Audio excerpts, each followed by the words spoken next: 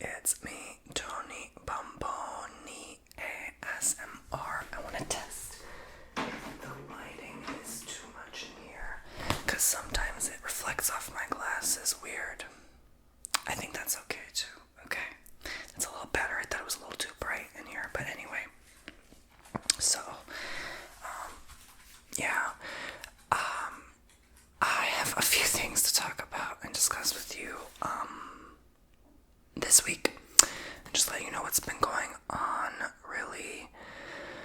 I think a lot of you like these sit down and chats because they're very simple and you could just pop your headphones, do your chores, your housekeeping, your errands, and listen to ASMR and without having to focus too heavily on sounds and stuff like that. But yeah, so the first thing I want to get started on is, of course, getting it out of the way, just talking about my website really quick, just as an intro announcement. As usual, you guys usually hear me promote my website in the beginning. It is important though, like, it's pretty much a huge chunk of what I do on here. I really can't operate as a business or be on YouTube anymore without my website, tonybomboni.com. It's just that important, so this is why I emphasize my website frequently in every video. But if you go to the link in the description box below, you can go ahead and sign up for your own personal custom service. Can I kindly ask you to do that? I would really appreciate your love and support. So book yourself a service today, and also check me out on Spotify and Apple Music, okay? I'm both on Spotify and Apple Music, and I have 2 online courses, a tarot reading course and a how to run a successful YouTube channel course. Priceless content, hours and hours of video modules from years, 15 years of experience, so go check it out. Alright guys, so now that we have that out the way, I'm going to begin discussing with you what's been going on. So as you know, the first thing I'm going to start off with is I'm recently recovered from being a little under the weather. Now thankfully it happened when I wasn't working, so when I had time to rest, and I never like taking time away from making videos. You know, I can't be gone too long. It does have long-term consequences, so, you know, I have to keep going, so to speak. So, you know, it's important that I recover and get well, but this was very unusual because this happened 2 months after being sick, you know, which never happens. So I'm like, okay, what the heck did I catch? Because I've been doing a lot of traveling this year, and so maybe it could have been from that, or there was another strain of something, or who knows what. But I found it very unusual to be sick after coming back from Mexico a couple months ago, and then to be sick again after coming back from Maryland. So I'm like, strange. Okay, but yeah, because they're usually spread out like 6 to 8 months. I'd be sick maybe once a year, like maybe once every 2 years, but in 2-month time span, that was like the first for me. So I kind of freaked out. At first I thought it was like acid reflux, because I started taking vitamins, which I recently decided not to anymore, because I think that's what gave me this bad reaction. My body's like, okay, what the hell is this? And it felt okay, but I still felt a little bit of like something here. And many years ago, when I last took vitamins, I felt that like something in my chest, you know, like a weird feeling. And it just, something doesn't sit right with me, you know, when I take them. So I decided to stop taking them and just keep doing what I'm doing, which I prefer to heal through food naturally. Food has sometimes a lot more of the vitamins that I'm looking for than just taking that once a day and not eating enough, you know. Because some people argue you don't actually get all the vitamins you need from food alone. But how could that be, you know, when people have survived for millennia without vitamins? You know, that never made sense to me. So I'm not a physician, but I'm very skeptical about, certain things that I'm told. So I just would much rather prefer going back to my normal, usual diet and routine, which has worked beautifully for me. And my body, I don't even think can handle anything foreign like that. So yeah, or chemically, or like laboratory made, you know what I'm saying? So I already feel better just like cutting that out, and maybe that's what triggered it, and then it got in my throat, and then suddenly I just felt like, not sore throat, but just like coughing, and I'm still coughing sometimes, but it's mostly a runny nose now, so I don't know, it's just like congestion mostly. But my boyfriend also had, on our road trip, some congestion as well and cough, so I might have caught it from him, who knows, and maybe the vitamin did help me, in fact, because typically zinc and vitamin C, allegedly can help you get better, so maybe that did help me not get full-blown illness. And he's like, his immune system is like solid to perfection, like he never gets sick. So for him it was also very minor, but me, I'm not really, like, if I'm to catch something from someone, I get the full-blown. I'm not like, my immune system is strong, but it's not as resilient probably as his. I've been sick a lot in my life, but like on and off, just like I said, like once every few months to a year. So there was one period I wasn't sick for like 5 years. I don't know what the hell that was about, but yeah, very interesting. But anyway, so yeah, I'm recovering, I'm getting better, I feel fine. I sound, like I said again yesterday's video, I sound worse than I actually am, so don't worry about me. One thing I hate is when people worry about me. I seriously despise it so much. I'm like, oh my god, calm down, I'm gonna be fine, I just don't like when people freak out about me. Like, okay, I've been through much worse, so I just want people to know, like, I'm fine, I'm okay, People are always so worried about me because even my private, like, personal life, like, my family, people who've always known me, they know I'm, like, tiny, and I'm, like, 5'9", but I'm, like, tiny, and, I think people see that, and they underestimate me, and, they don't know how strong I am, and so, like, mentally, emotionally, spiritually, physically, so I think people feel sorry for me for no reason, and I think it's funny. Actually, it's ridiculous, but I'm fine, okay? Alright. So, I can handle a lot. I've been through so much, alright?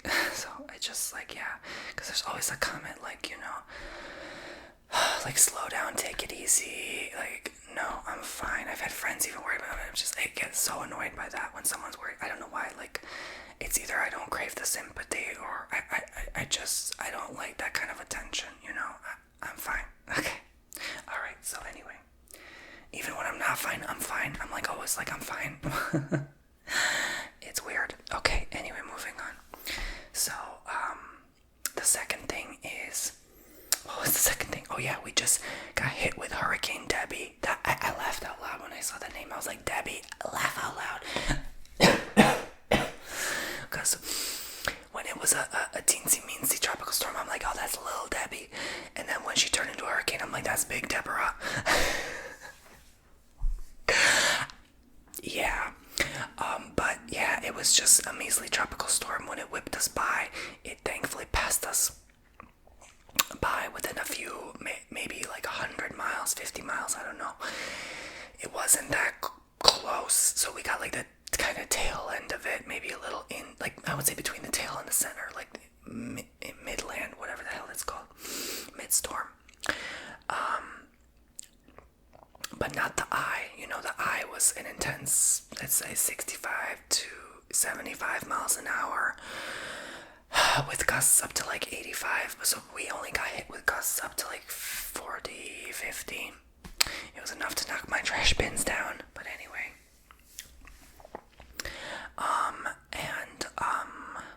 It was just a lot of rain. We just got whipped with a lot of rain. That was about it, really. It just recently stopped, pretty much. I think we just got hit with the last of it, because now it's in the Panhandle / North Florida.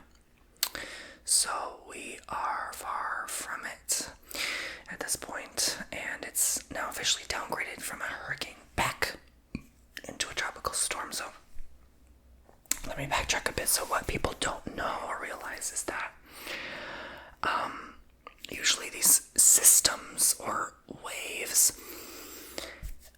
of pressure start off as being named invest, which means investigative. Like they're investigating the system or storm to see where it will go. And so typically it starts off with a yellow X on the map and an oval or a pattern of yellow colored in with an arrow pointed from the X to the oval. And that shows where that system is moving toward in the approximate range of impact. Yellow indicates 30% or less chance of development typically, and typically they forecast out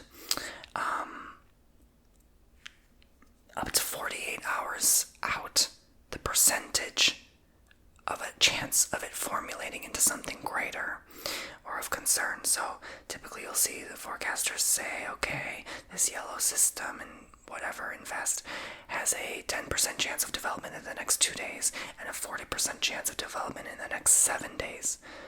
So once it gets into the above 30% but under 60% range, it turns into an orange X on the map.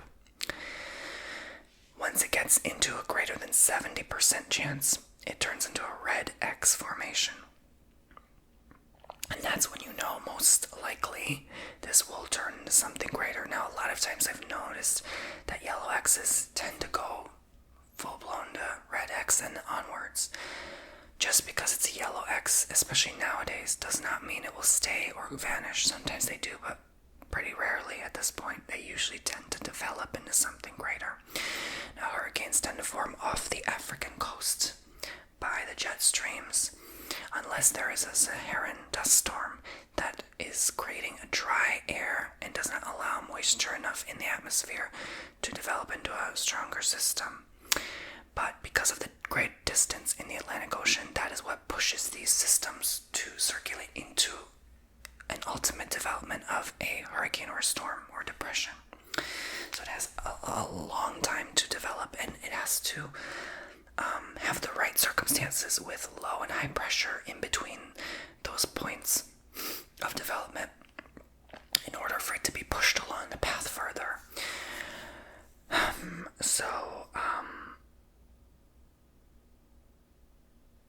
Once it goes from yellow to orange to red, then it goes into a tropical depression. Once it goes into a tropical depression, the next step is a tropical storm. Tropical storms are typically 65 miles an hour or less. A hurricane status is 70 or greater. Okay? So once it hits 70, 75, it's officially a Category 1 hurricane. And then, of course, it goes to Category 2, 3, 4, then 5. They've even been considering turning these hurricanes into 6s. So that's just something, if you didn't know about how storms and hurricanes work now, they're typically named Invest. When they first form, they're named Invest 97 or 96 or 98. That just, I think, is a number in the order of what they've seen it as, like 91, 92. Like they're going to start, I think, typically on 90 or 91, if I'm not mistaken, and they number them up as they go. As they name every hurricane, Alpha, Beta, Catherine, Deborah, it's A, B, C, D, E. They have to go through all the letters of the alphabet before they go into the Greek letters. Okay, so there was one year there were so many hurricanes and storms that they ran out of names. They had to go into Alpha, Beta, those names. So that was very rare, but it can unfold, especially due to unforeseen circumstances in this current climate. So, and then there's usually L, Invest, let's say 96, L, or R, I believe. L is for the Atlantic Ocean and R is for the Pacific, if I'm not mistaken. Please correct me, weathermen and women out there. I love watching weathermen and women reporters. They're so fascinating because this was an interesting subject for me growing up. I actually thought I would have been like a weatherman or something, because it was so fascinating to me, learning about systems and, tornadoes, and, we grew up around tornado warnings in Illinois, okay? So I'm familiar with, like, when something's a watch. So when a system comes in and you're under a watch, let's say a tropical storm watch or hurricane watch, that just indicates something to look out for, something to watch for. But it's not of a concern as of yet, but it could have a chance of further development. You just have to keep an eye out, but still stay prepared. If it is a warning, that means you have to bunker down and get ready. You have to already be ready to face this storm head on, or push come to shove, because the path, the eye of the storm is very unpredictable. And this Debbie that was coming, Deborah, I've been keeping an eye on her. I keep an eye on these like every day. Like, honestly, during hurricane season, every morning I refresh that NHCC page. I think it's called National Oceanic Atmospheric Administration. Yeah, NOAA, not NHCC. But I think it's NOAA.nhcc.com, if I'm not mistaken. But if you Google NOAA or NHCC, you'll be part. NHCC is the National Hurricane Center. Okay, so either one, you'll find this map. Okay, it'll show up the first thing on Google, and it'll show you the little X marks or whatever's going on. So right now there's a yellow system trekking toward Mexico, and you see Debbie going up toward like the Georgia and Carolinas, and unfortunately they're going to get slammed with a lot of rainfall, and people wonder why that occurs. Is because typically once these systems become just a low atmospheric pressure system, that is when it slows down drastically, and just all the leftover residue of the rain from the clouds has to come somewhere. It has to just fall, You've destroyed its creation, its spiral, and now it just has to come down, So, that's why people typically, let's say even in New England, when they get hit with these tropical storms, it's much worse for them than Florida. Florida, it just goes by. We get over it quick. Typically, Floridians are not even that concerned about anything 2 and under. If it's a 3 or more, then we're worried, okay? Because of the great wind speeds and the damage that unfolds through these systems. So that can cause damage to your shingles and rip apart even cars, if it's a 4 or greater. But just like what happened with Ian, I'm a survivor of Hurricane Irma, several 2s, 1s, tropical storms, depressions, systems, yeah, you name it, I've been through it. So even Hurricane Charlie many years ago, So, all pretty much in Florida, and don't underestimate these things, because I'm telling you, keep an eye. The mass majority, over 90% of major hurricanes happen actually after August 1st. So now is the time to keep an eye and stay prepared. And there's so many ways you can do that. From storing extra water bottles in your freezer, to having a generator, to having a first aid kit on hand, and having a bug out bag ready to go. Okay? So always be prepared. Okay. Also make copies of important documents. Keep them in your bin on you. Take pictures of all your furniture so your insurance can pay you. Okay? Were there to be damage. So yes.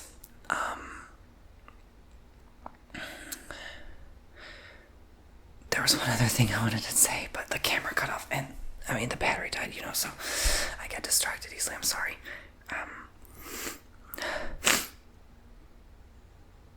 Yeah, I'm pretty traumatized from Hurricane Ian, so like every new thing, I'm keeping an eye on it. Watchman on the wall, like sharp eye. I don't let my gaze off that storm until I'm sure it's not gonna pass. So, basically I've made already, I think, a whole entire video on this, but this is just kind of updating people who don't know, and I've learned a couple of things along the way, as well. So, I thought maybe it would be an interesting subject to talk about. I think in ASMR you can always talk about just about anything, and it can be relaxing, even if it's a little terrifying for some. But prayers for the Big Bend of Florida. They have gotten slammed last time, even Cedar Key. Poor old Cedar Key. That cute little island is just, can't get a break, you know? For some reason, those hurricanes, man, they just like to climb up that coastline. But, yeah. So, God bless all the news reporters who have had to have some extra caffeine and stay up late. Shout out to them. May God watch over you like you watch over these hurricanes. And, you know, they give everyone, actually, people have passed in this hurricane, unfortunately, even if it was just a Category 1. Yes, people have passed away. So, you know, my thoughts and prayers to Florida in general, all the families, everyone who needs disaster support, help, assistance, you know. They need your help, you know. And sometimes the insurance doesn't pay out, so don't rely just on FEMA or insurance, you know. Don't be afraid to ask people, loved ones, on your Facebook, your GoFundMe, you know, if you need it, because, yeah, let me know if you know someone who's been through it. I have seen people I've watched on TikTok lose their homes because of hurricanes. Like, it's no joke, you know. It's really a part of living here and something you have to put up with. So, yeah, I think I mentioned this part, but I'm not quite sure yet if the camera cut off then, but most of the storms, hurricanes happen after August 1st, so just to let you know, alright, we were told we were supposed to get the most this year, probably on record, so we'll see what unfolds, but, yeah, once those waters get hot enough, people think it's hottest now. No, actually in Florida, the hottest gets September, so it can still go up till November 30th, hurricane season, so always keep an eye out those waters. Once they get really hot, they stay warm for quite a long time, and that's what promotes storms and hurricanes to grow further. All that humid moisture, you know, they look for moisture. That's why they die off over landfall. So, in mountainous regions especially, so we have basically like Cuba to protect us because it can be mountainous. And the Caribbean islands, like Puerto Rico, you know, that can definitely slow a system down. So, yeah, Texas got recently hit with one, did they not? So, they don't necessarily fare well with such strong rainfalls and storms because of either their infrastructure or just lack of preparations. But, you know, Texans are one of the strongest people on earth, so, you know, that's that. So, yeah, I just hope another big one doesn't hit anywhere, not Louisiana, not Alabama, nowhere, you know. It's awful. No one deserves to go through such devastation, and so that's that. So yeah, we have about 3.5 more months to go, you know. It's not over until it's over, so remember, Ian hit end of September 28th, so keep an eye out always. Okay. Hey, if this video can save someone's life, I did my job, right? But enough about that. So, I still feel like there's something I wanted to say, but I forgot, but it's okay. But anyway, as of now, just an hour ago or two, I have officially closed on this property I just bought. So I'm really happy about that. I paid $18,500 for it. It's right in front of this house. I swear I was jumping for joy. I was skipping and doing jumping jacks when I saw the sign for sale next to my mailbox. I have been praying and like waiting for that lot to go on the market. It hasn't even been on the market in probably 13 years, and I just moved here, and now it's up, and I just snatched it as soon as I saw the sign. I called the realtor and secured that deal. You know how you negotiate at first. He was like 20. I'm like, no, I'm gonna go with 17.5. Then they're like 19. I'm like, I'm gonna go with 18.5, and they accepted my offer. So I bought it, paid it in full in cash, and yeah, now it's mine. I have a pot to piss in, so to speak. You know, and since I'm gonna be staying at this house for some time, I guess not too long, but I thought to buy it because I don't want anyone to build on this property because that's gonna be too much noise for videos. Like, this is literally right here. This lot is right here across the street. You know how noisy that would get. So I'm like, let me buy this so that there's no noise, so I can film and in peace and do bookings in peace. So yeah, it was a sacrifice I was willing to do. I'm like, yeah, it's still, you know, a significant amount of money, but I was like, I better do it because you know, even though the market is crap right now, it's still always a good investment to have some land. Even if it drops down to 5,000, who cares? You know what I'm saying? Like, honestly, land is land. Land is gold at this point. I don't think it's gonna like plummet anytime soon. But I have bought land before. I've bought a house before, so this would be my third property purchase in my lifetime. And I've learned, just like, sometimes you gotta keep and hold, you know. Today the stock markets were blah, blah, blah. Everyone's panic selling. When they sell, I buy. That's personally my strategy. I have a Warren Buffett strategy to my game, okay? Shout out to Warren. We're both Virgos too. But that's my game too, you know. If he's pulling out, I probably should pull out of the market too, you know what I'm saying? I was surprised to find that I did not actually have to go to a title agency in person. All of these transactions were done online. I didn't even have to go to the bank. Nowadays you can just do wire transfers, I think up to $250,000 on your bank app. It's ridiculously cool, but yeah, so when everyone's panicking, buy. It's not financial advice, it's just what I do. So, I think I'm gonna snatch up a few stocks actually now that it's pretty low, or much lower. You know, the Dow just kind of plummeted, so I was like, okay, you know, why not? It's been a hot minute since I actually bought stocks. I just kind of like to hold and wait for the right time, but I don't know, like, I think during a crisis is always like, you know, when you can just buy things for so cheap is always the best time, you know. Sit on that cash, you know. If a multi-billionaire is sitting on hundreds of billions of dollars, you can sit on a few $1,000s and wait and buy your cute little lot or whatever, your cute little house, you know, when the time is right. Now, I don't know too much about the game. That's why I say this is not financial advice. Please consult with your financial advisor. This is just entertainment purposes only. I'm just here making relaxation whispered content, ASMR. But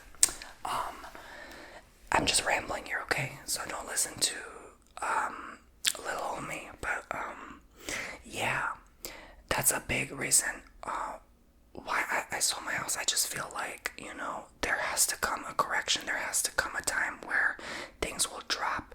You have to just be patient, you know. You have to play the game smart. You have to kind of act dumb, but really be smart, you know what I'm saying? So, now if it's your one and only home and you have no other option, obviously don't be foolish and give up your one and only home, you know.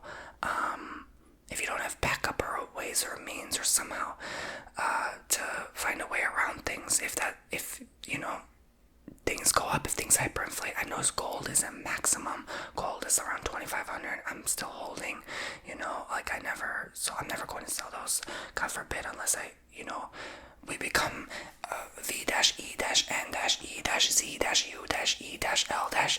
overnight. But, you know,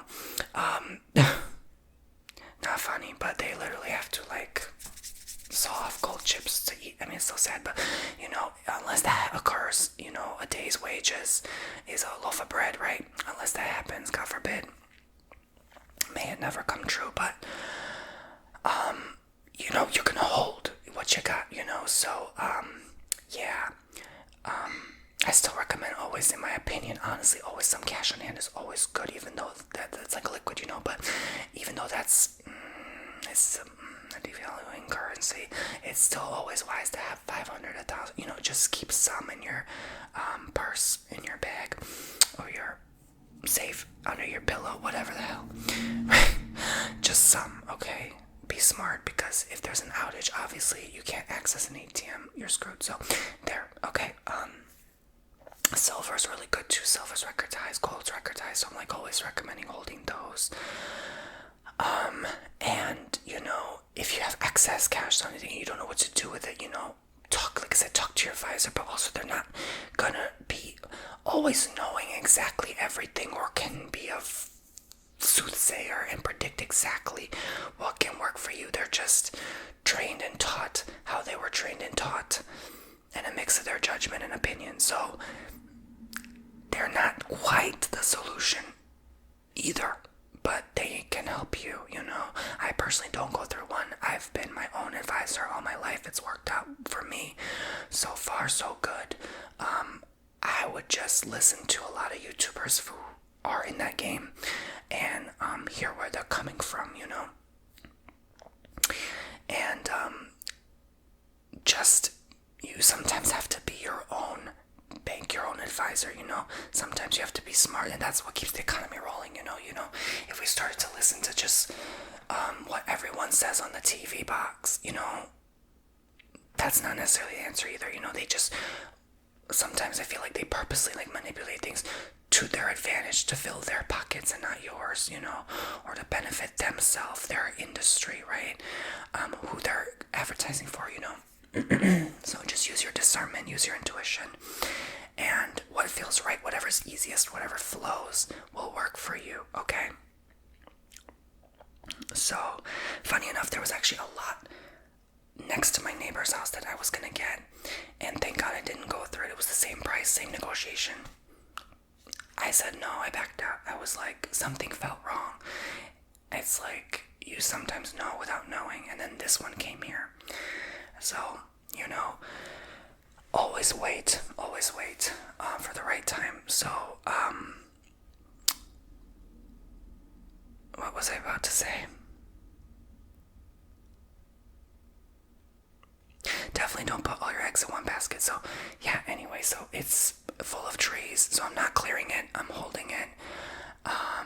It's right next to another one of my neighbors. It's actually right next to their property, so I hope they're not mad that I snatched it.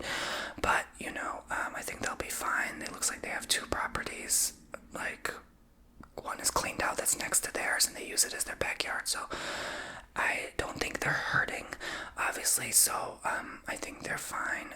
They'll probably be happy that I'm holding it and not actually causing a ruckus and noise and building a house there, which I wouldn't anyway. Personally, I would not trust a builder nowadays. It happened to one of my family's friends. They got so heavily screwed over by this company that went bust, and they took way too long to make their house. And if ever, it's just an uncompleted project, and you have a contract with someone and they go bust, you're screwed, so it's just at your own risk. I personally wouldn't. That's just not my advice. This is my opinion only, okay? It doesn't mean I'm right. But with a risky economy, you just want to get one that's already built. That's my opinion. My opinion only, okay? Do not listen to me for advice, okay? Anyway. So, if you are a builder, I'm not talking smack about you. I'm just saying I don't trust how things are right now. I don't have all the money in the world to be taking that risk, especially if that was a huge transaction. So, yeah, but, it feels good to be a property owner again. Yes, you have to pay the taxes annually on it. It's usually a few $100s. No biggie. It's not yours unless you pay the taxes. Now, this was an interesting transaction because this person apparently they owed back taxes, basically. They did not pay a couple years, 2, 3, 4, 5, whatever, how many years. And so, during the sale, part of that money I gave had to go to paying those taxes. Now, I didn't pay them. They had to, thankfully. Otherwise, I would have been no deal. Because, yeah, I'm not about to spend $2 to $4 grand. No, extra, no thank you. I can get a lot for cheaper than that. But, yeah, always don't be afraid to negotiate even a house. My first house I bought with my brother, we went negotiated 10 down, and we got an extra piece of appliance, a fridge, I think it was, on top of that. So, I think they even gave us the screen on top of that in the patio. So, yeah. Excuse me. Don't be afraid to negotiate. The worst they can say is no, right? And, this person happened to live in a faraway state, I think Illinois or somewhere like that. So it's like, I guess they were just not interested in holding anymore, or they needed the money because they couldn't pay the taxes. Perhaps it was an inheritance. Now, don't be deceived. Just because they say they have back taxes doesn't mean they actually do, because my family used to invest over 20 years ago, and even in Florida, even with lots, and they were like, yeah, sometimes the realtors will lie and say that on purpose to get you to feel sorry for the seller and buy it off them, It's a trick, not always, but sometimes it's a trick. But regardless, shout out to all the realtors. I see you guys, even though some of you guys say it's a struggle out there, I see you. You still, you're still making that money. So, you find a way. There's always a buyer. There's always someone with money. And so just pray, just have hopes, But, yeah, don't panic. Don't freak out. Don't just listen to what everyone's saying. Like, oh my God, it's ending. It's over, There's always gonna be something to invest in, something to, put toward. Okay? But right, those are my top three. So like a property, gold and silver, and stocks and cash. Like, sometimes just sitting on cash is enough, You could put it in like a high yield interest savings account, perhaps, if you don't want to take the plunge of such a risky market. But yes, that's that, guys. That's my opinion. When it's a bear, buy. When it's a bull, sell, or hold. It just depends. It really depends. I can't say that 100% of the time either. Sometimes it's bear and you hold. It just really depends. It doesn't mean you sell everything. Maybe you sell a few of your stocks.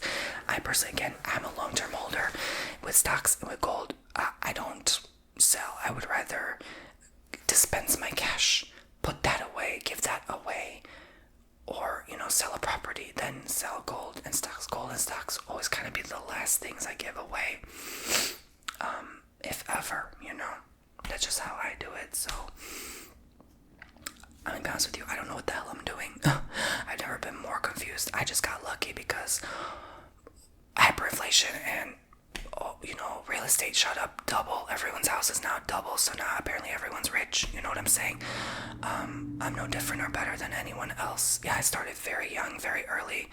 I was like 23, so I had a head start, but I worked very freaking hard. And so, that's that. But, the next time things crumble, buy, if ever, okay? Because we don't know what can happen tomorrow. One thing I do regret, though, I do honestly regret, is not keeping my house, instead just renting it and then getting this, because I had no idea that they would approve me for a second home. That was my mistake, so you live and you learn. But I would have rather just rented that and then, had my own place on top of that, or traveled with that money. So, yeah, mistake, but there you go. But that has its consequence too, because any repair bill, that's on me as a landlord. I don't want to have to do that. I've already been through the landlord thing, having to receive rent from people in my household, and I'm like, I'm kind of over that. So there was a big reason why I decided ultimately not to go that route regardless. And I'd rather be sitting on the cash, like I said, right now. So it's just, you sometimes have to make choices that are, like I said, short-term sacrifice for long-term success. So don't look for instant gratification. That's never the solution for long-term wealth development and growth.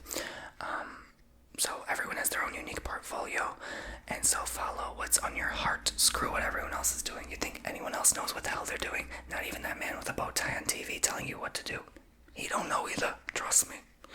So he's just an earpiece, you know what I'm saying? instinct. So follow your heart, your instinct. That will always lead the way. So I thank you for watching. So yeah, those are the 3 things I want to talk about today.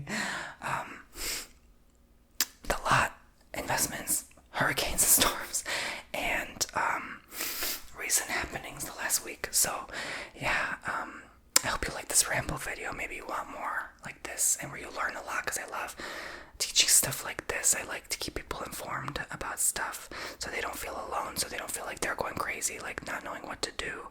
I think it's a real disappointment though, because I was like recently, I'm so curious. Sometimes I look like, okay, I'm looking on Zillow and stuff like that, what's out there, and I've noticed a lot of price drops, but it's still very high. And there are some offers apparently now where people are offering homes, newly constructed homes, for a lower interest rate than the usual norm, or they take a certain percent off of your closing, or they pay a certain amount toward your closing costs and fees to entice you to purchase. But typically I found during certain times and eras that the more that is offered, the more desperate they are to sell. So again, unless you're in a situation where you really have that extra to cushion you in case your house goes underwater, meaning when you purchase the property, if all of a sudden you bought it for $310 and then it drops to $260 value, you're now underwater, depending on how much you put toward closing, how much of your down payment you put toward the house. That would make you all of a sudden $50,000 underwater. So now all of a sudden you have to pay for that $310,000 house you just bought, but it's only worth $260,000. So it's like a car depreciating value. Once you drive a brand new car off the parking lot, it goes under 30% like that. So if you want to be wiser with your money and investments, you do not ever buy a new car. You see what I'm saying? So would you buy in this market? That's why I say to people, unless you're buying with someone else and you have that cushion, or 3 or 4 people, family,